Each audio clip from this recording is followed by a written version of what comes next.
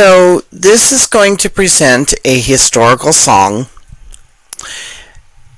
This is a song that many are familiar with, however, at least on the surface, but I think as you listen to the second half, even those who think they will be familiar with the song will find that they're not familiar with part of it. This song has an interesting history.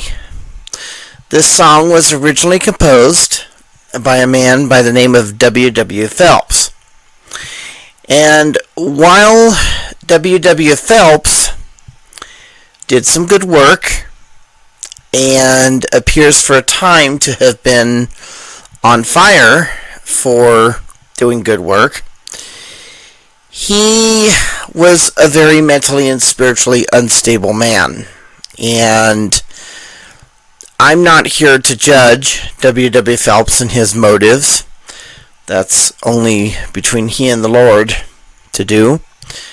And he will receive his final judgment in his future, whatever that is. But what I will say is that from a behavioral standpoint, W. Phelps was very problematic. He was even disfellowshipped from his group for a time, and then was welcomed back with open arms by the chief leader of the group. And I think that remains today as a great example of the goodness of this man who led the group. Unfortunately, I think that W. Phelps does not appear to, either he wasn't authentically sorry for his behavior, or else he just simply found it impossible to do the right thing. It appears from modern forensics and scientific evidence that W. Phelps actually ultimately betrayed his people in a very, very serious and dastardly way. It appears that he, as another serious betrayer of the group, and another serious hypocrite, very hypocritically but still rightly pronounced at the time, the betrayal of this man's enemies cost the world, really, and I think especially America, the best blood of the 19th century. And so W. Phelps is an extremely problematic guy, but there's no doubt that he was also a very gifted guy. And so he wrote the words to this song, and this song was, it appears all throughout the history, it was and still is very reverently and highly honored by people who believe in the underlying philosophies of the song. And that would include me myself. I think the song is good. I think the song is brilliant. I only wish that the man who had written the words and music, or the words at least, and I think the music was outsourced, but I only wish that the man who had written the words had remained true and faithful to his calling, which he did not. This song was included in a very special hymnal that was put together by a woman who was very, very unfairly persecuted and treated and betrayed by her own people again. Most people who are familiar with the history of this song will know who I'm referring to, even if they don't agree with all of my viewpoints about the history. And importantly, it was also sung in March of 1836 at the dedication of a great structural building that still stands today. This song was sung at the dedication of the Kirtland Temple. It was known as the Kirtland Temple then, and still is known as the Kirtland Temple today. Most hymnals today that are associated with a group of people that have split several different ways that use this song, most hymn books do not include all of the original lyrics. The remnant group or Kirtlandite group does include one stanza that is not included by any other group.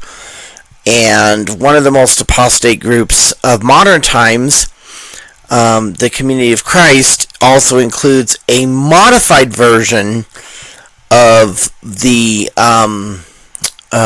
last stanza, and I question where they think they get their authority to change a very historical hymn, but nevertheless, that's what they've chosen to do. And then, of course, one of the largest groups that still adheres to a lot of the some of the very basic philosophies that brought forth this song includes stanzas 1, 2, 3, and 6 in their hymnal.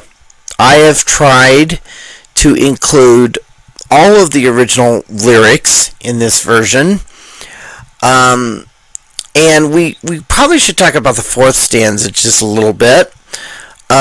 It's kind of fascinating, actually, that the largest group of people who adhere to the basic history that brought forth this song, it's kind of fascinating to me that they don't include the fourth stanza, because the fourth stanza refers to the ordinance of washing of feet, which is a biblical ordinance, and while it's questionable whether that ordinance, I don't think there is any authority for practicing that ordinance today, because the people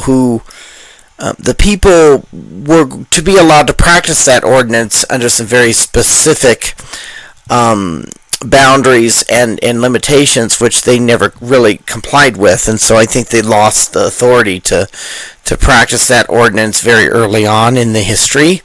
And so any group that practices it today is practicing it outside of divine authority. However, having said that, I do think that God will restore the divine authority at some point to practice that ordinance. And I think that for that reason, I think that we shouldn't just throw out this, especially considering that the sixth stanza of this hymn is also prophetic. It's prophetic to things happening in the future. So while I don't think there's authority to practice those ordinances in the present, I do think that from a prophetic standpoint, it's still in keeping with the original spirit of the hymn. And I personally think that all groups who acknowledge the basic foundations of the hymn should in fact include all six stanzas, which is one reason that I wanted to figure out a way to make them publicly available once again. I need to talk just very briefly about the rendition that I used here for the music. I don't know for sure where I got the music, but I'm pretty sure that it was from a source created by the largest group of people who still adhere to some of the very basic history, although they have a very corrupt version of this hymn. And that would be the Church of Jesus Christ of Latter-day Saints, with headquarters in Salt Lake City, Utah. I believe that they're the ones that originally created the music for this, and so they deserve credit for that musical arrangement that they put together. I did alter it very slightly using technology because I wanted to be able to, again, accommodate all six stanzas. And not surprisingly, their original musical arrangement only accommodated 4 of the 6. So I did alter it so that I could include all six stanzas for the benefit of those who want to hear all six stanzas, including my brothers and sisters involved in the Church of Jesus Christ of Latter-day Saints. And in fact, one person that I promised this to a long time ago is actually a good friend of mine who actually belongs to the Church of Jesus Christ of Latter-day Saints and is a very faithful member to them. and we have our disagreements on theology, of course. But I promised her a long time ago that I would do this, because I know this is one of her favorite hymns, as it is a lot of people in that group. And so I want to at least in part dedicate this rendition to her. Her name is Linda Reeder. So Linda, this is partially for you. All right? So let's go on and hear my rendition of this very historical hymn.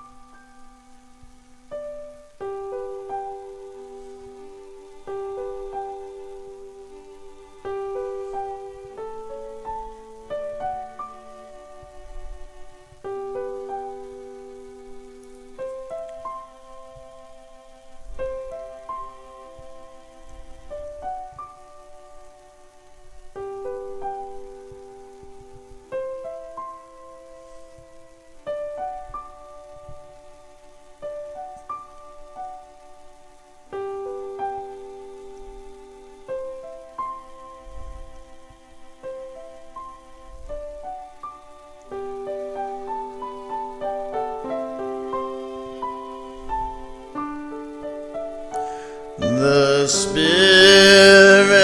of God, like a fire, is burning. The latter day glory begins to come forth. The visions and blessings of old are returning.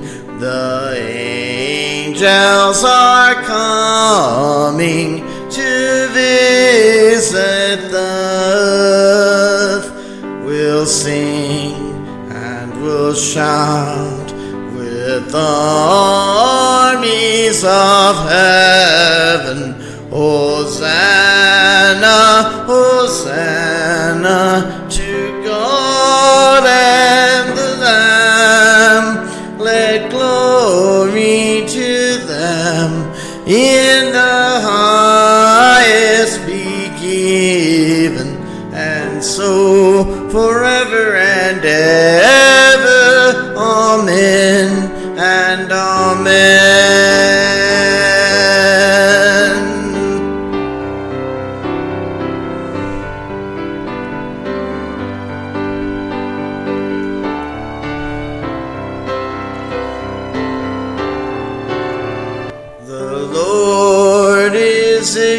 Extending his saints understanding, restoring their judges and all as at first. The knowledge and power of God are expanding. The veil o'er the earth is beginning to burst. We'll sing and we'll shout with the armies of heaven. Hosanna, Hosanna to God and the Lamb. Let glory to them in the highest be given, and so forever and ever. Amen and amen.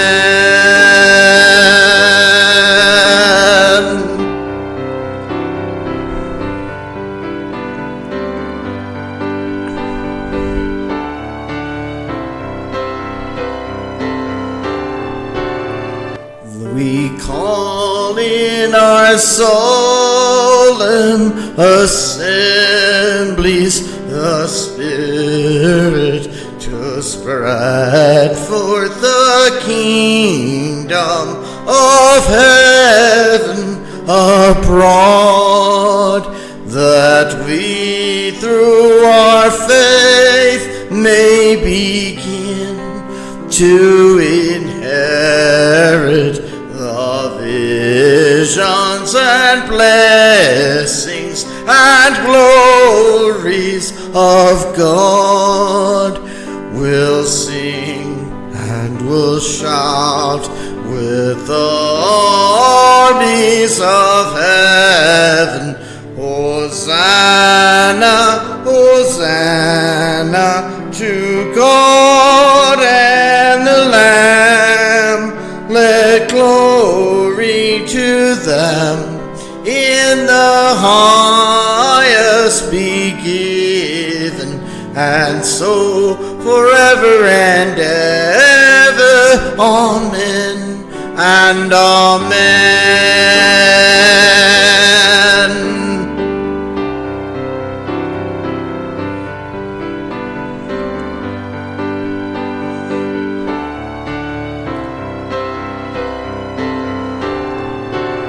We'll wash and be washed with the oil anointed, with also not omitting the washing of feet.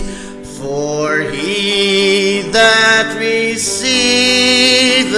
his penny appointed must surely be clean at the harvest of wheat. We'll sing and we'll shout with the armies of heaven, Hosanna, Hosanna to God and the Lamb. Let glory to them in the highest be given, and so forever and ever. Amen and amen.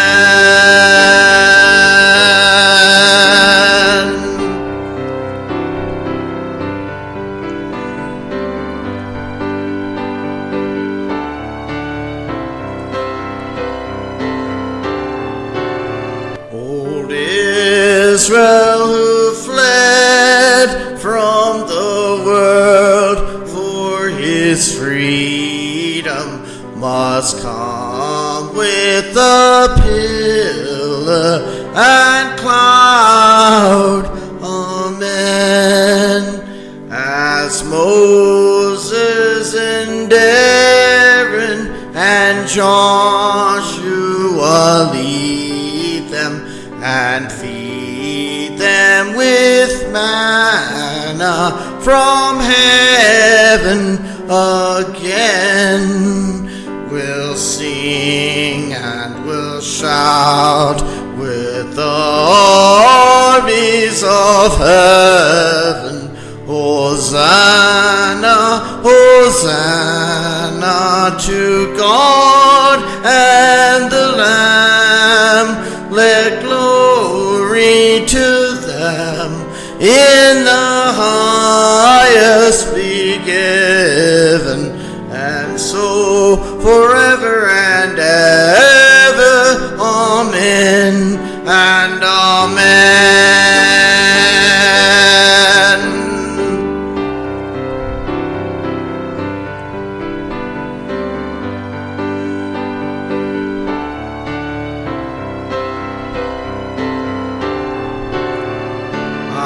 Blessed be the day when the Lamb and the Lion shall lie down together without any ire. And Ephraim be crowned with his blessings in Zion as Jesus descends with his chariots of fire.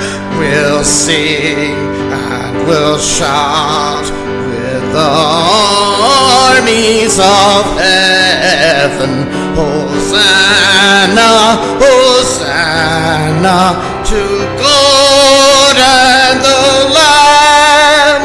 Let glory to them in the